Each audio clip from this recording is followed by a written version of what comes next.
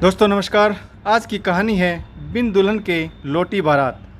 तो कहानी शुरू करने से पहले जो भी चैनल पर पहली बार आए हैं चैनल को सब्सक्राइब करें और ऑल का आइकन जरूर प्रेस करें ताकि हमारी आने वाली सभी कहानियां आप तक सबसे पहले पहुंचें।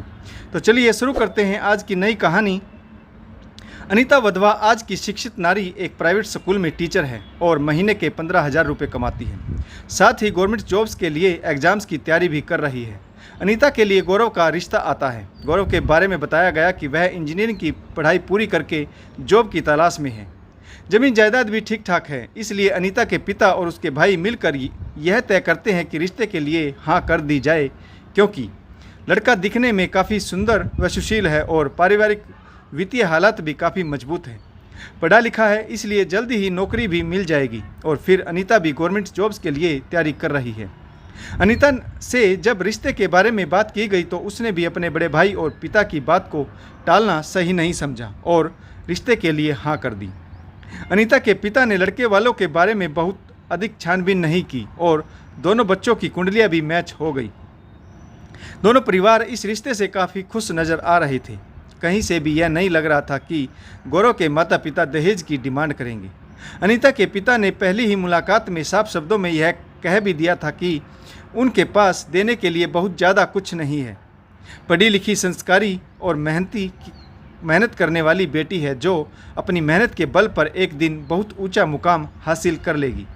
उस समय गौरव के माता पिता ने भी यही कहा था कि उन्हें कुछ भी नहीं चाहिए, उन्हें तो बहू के रूप में घर संभालने वाली एक संस्कारी बेटी चाहिए और फिर दोनों बच्चे स्वयं कमाएंगे और फिर चाहे अपनी ज़रूरतें कैसे भी पूरी करें, जो चाहे पहने, जो चाहे खाएं और जैसे चाहे रहें। स्वयं ही कमाना है और स्वयं ही घर चलाना है।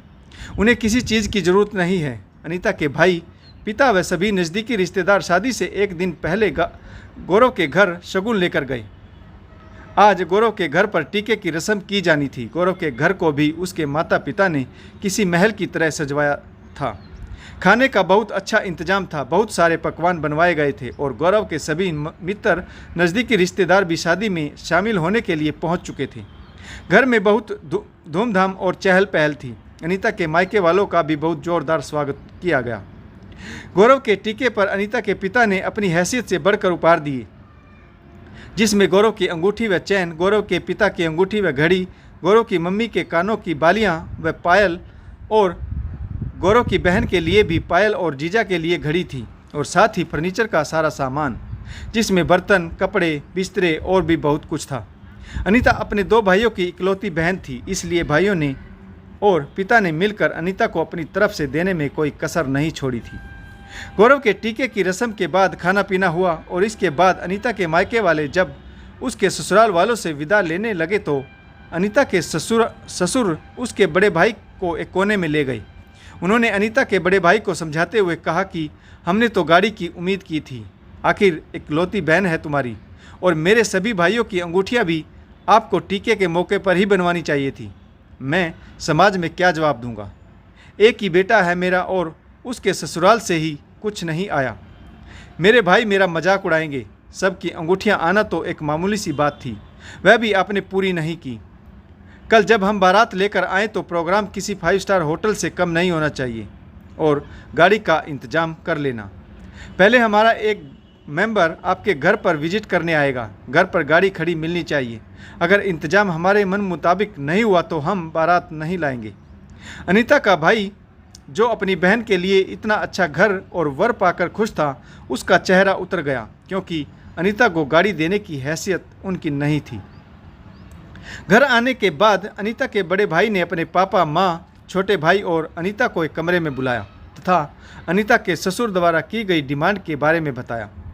ऐसी बातें सुनकर अनीता के पिता को बहुत बड़ा धक्का लगा क्योंकि शादी की सभी तैयारियां हो चुकी थी। सभी रिश्तेदार घर पर आ चुके थे। अब ऐसे में क्या किया जाए?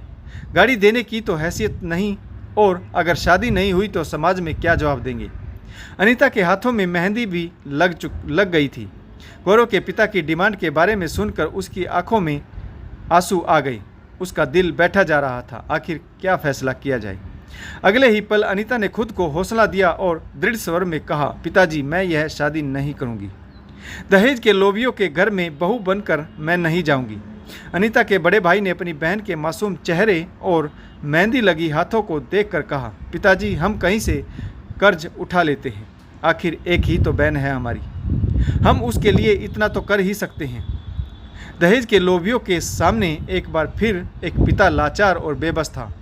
अनीता के पिता ने कर्ज लेने के लिए अपने दोस्तों को फ़ोन लगाने शुरू कर दिए, परंतु एट ए टाइम किसी के पास भी इतना पैसा नहीं था। अपने पिता और भाइयों की लाचारी को देखकर अनीता ने समझदारी से काम लिया। उसने कहा, पिताजी एक बार आप किसी से कर्ज लेकर उनका मुंह बंद कर सकते हैं, परंतु जिसने भीख मांगना सीख लिया हो वह कभी नहीं सुधरता, उसकी मांग बढ़ती ही जाती है। कहीं ऐसा ना हो कि उन दहेज के लोगों की मांग पूरी करते करते आपकी बेटी भी दहेज की बलि चढ़ जाए। ऐसे लोगों की मांग पूरी करने से बेहतर है उन्हें कह दीजिए कि अपने रिश्तेदारों को खाना अपने घर पर ही खिला लें, यहाँ बारात लेकर आने की ज़रूरत नहीं है। अनीता ने अपने बड़े भाई से कहा, भैया मैं जानती हूँ कि मेरी खुशी के लिए आप कुछ भी कर सकते हैं, लेकिन जो भी करें सोच समझ कर करें। आज आप मेरे मुँह में पड़कर उन लोगों की मांग पूरी कर भी देंगे तो कल फिर उनकी मांगें बढ़ेंगी और वह मुझे परेशान करेंगे। आप मेरी परेशानी देख नहीं पाएंगे और उन लोगों को और अधिक बढ़ावा मिलेगा। इससे अच्छा है कि इस किस्से को आज और अभी ख़त्म कर दिया जाए, ऐसे लोग कभी नहीं सुधरते। अनीता की इस बात का उसके माता पिता और भाइयों ने भी समर्थन किया।